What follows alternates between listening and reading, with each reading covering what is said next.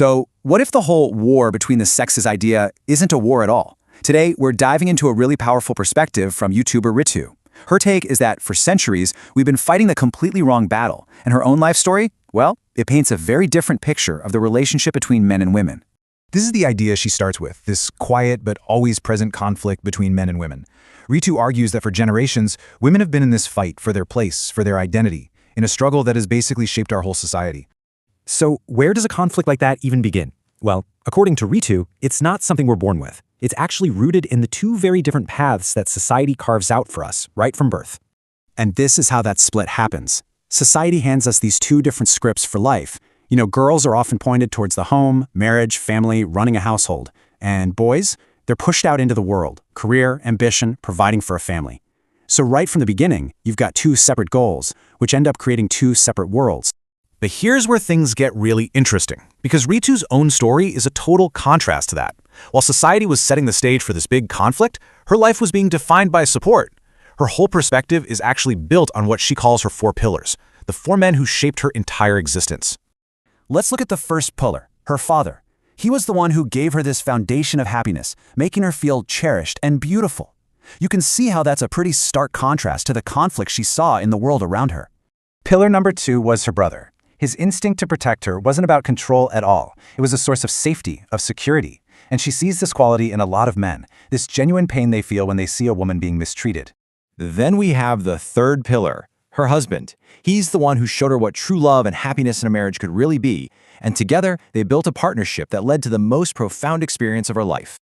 And that brings us to the fourth and final pillar, her son. His arrival is what allowed her to experience the incredible joy of being a mother. So these four men, together, they form the foundation of her personal story, a story built entirely on positive, supportive relationships. And all of this brings us to her core message, which is just so powerful. If you are not, then I am not. Think about that. Her identity, her happiness, it's all completely tied to these four men. Her very existence, as she sees it, is built on their presence in her life. It's a message of profound interdependence. Okay, but this raises a huge question, right? If her own life is filled with such positive relationships with men, then who is this unseen war actually against? As she argues, her fight has never been with men themselves. This is the central question of her whole perspective. If men aren't the enemy, then what is the true source of this conflict that's been going on for centuries? What is it that actually puts women down and forces them to fight for their place in the world? Her answer is one word: samaj. Now, it's a Hindi word that translates to society, but it really means so much more than that. It's the whole framework of cultural norms, those rigid traditions, and all the expectations that come with them. For Ritu, the real fight is against this invisible system, the one that has historically belittled women and created all this division. But Ritu is very careful here to add a really important layer of nuance. She knows her positive experience isn't universal, and she's not blind to the much darker reality that so many other women face. She's absolutely clear on this point. There are men who do terrible things, who abuse, disrespect, and create all the negative stereotypes. But, and this is her key point, they do not represent all men. She insists there are so many men who are respectful, who see women as equals, as mothers, and as sisters. Her core message here is just, you can't paint all men with the same brush. And this whole philosophy of interdependence wasn't just something she saw in her family. She actually found it confirmed in a really modern way through her journey as a YouTube creator.